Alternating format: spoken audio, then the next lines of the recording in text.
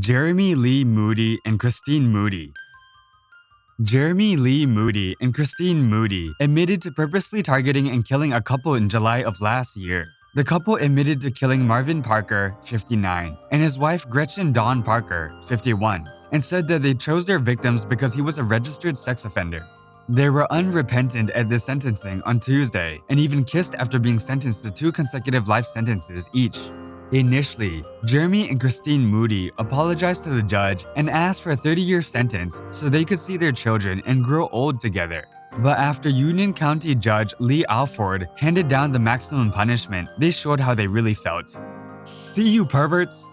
Jeremy Moody shouted at Charles Parker's family as he walked out of the court.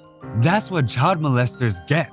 If authorities had not acted fast enough, they may have. Christine Moody said that they had another sex offender in mind as their 3rd victim, but were caught in connection to the Parker killings before they could strike again.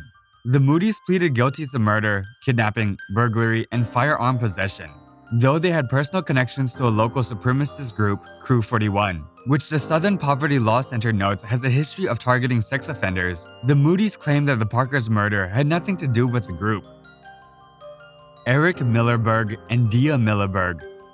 A Utah man who authorities say injected his 16-year-old babysitter with a fatal dose of heroin and methamphetamine, then took his infant daughter along when he and his wife dumped the teen's body near a river. Eric Millerberg had a drug-fueled sexual relationship with Alexis Rasmussen that led to the girl's death in 2011. Millerberg had pleaded not guilty to felony child abuse homicide. His wife, Dia Millerberg, says her husband gave Rasmussen the fatal mix of drugs. Rasmussen's badly decomposed body was recovered about a month after her death near the Weber River in Morgan County.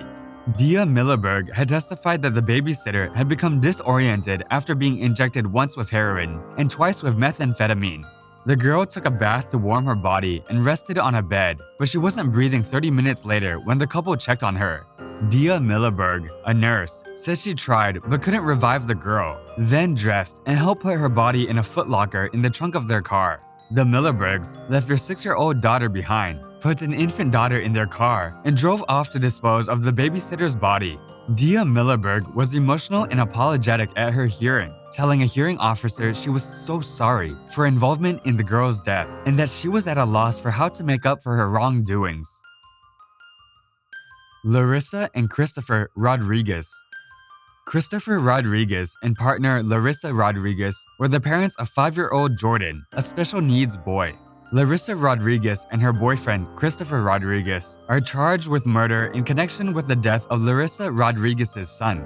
Jordan was found dead and buried December 19 in the backyard of her Detroit Shoreway home after Christopher Rodriguez's brother called police from Pakistan to report the death. His body showed multiple signs of abuse, including broken ribs. Jordan died after his mother failed to seek medical treatment for him.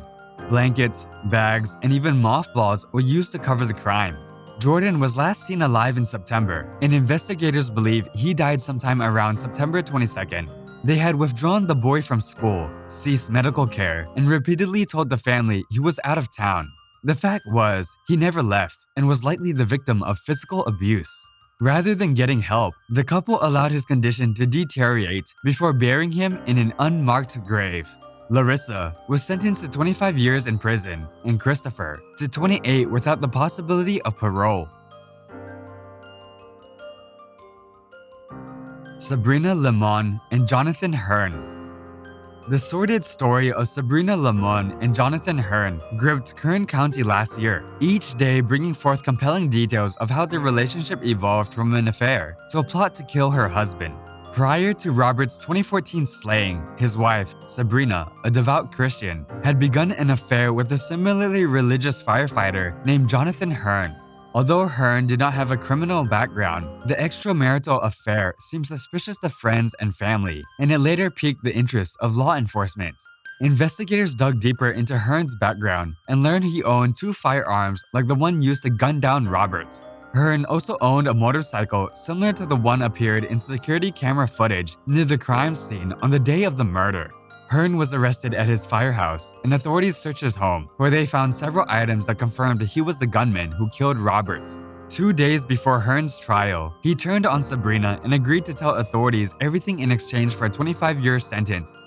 9 months later, Sabrina stood trial, during which Hearn appeared as the prosecution's star witness. Hearn testified, adding that he prayed right before murdering the father of two. After just 6 hours of deliberation, a jury found Sabrina guilty of first-degree murder.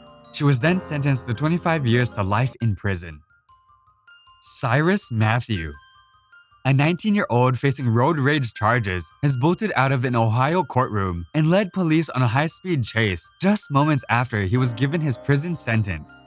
Cyrus Matthews of Cleveland had just been sentenced to 60 days in jail when he simply walked out of the Wadsworth Municipal Courts. He was caught on courtroom cameras looking around immediately after his sentence was read out before quickly making his escape.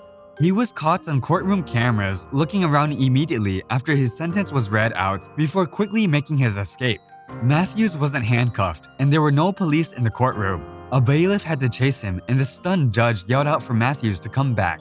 He took off at speeds of up to 90 miles per hour before he slammed into an SUV carrying a family of 3 on State Route 261 near I-76.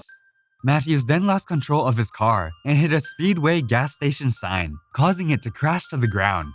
The couple and their baby in the SUV were injured, but not seriously, in the crash and were taken to the hospital for treatment. Matthews and his female passenger were both trapped and had to be cut out of their vehicle. Police would not reveal the woman's name or her medical condition. Matthews was treated in hospital before being transported to the Medina County Jail on felony escape and fleeing and eluding charges. He will begin serving his initial jail sentence while he awaits his new court proceedings. That was it for today's video. We hope you like it. If you want to see more interesting videos, then make sure to subscribe to our channel, hit the like button,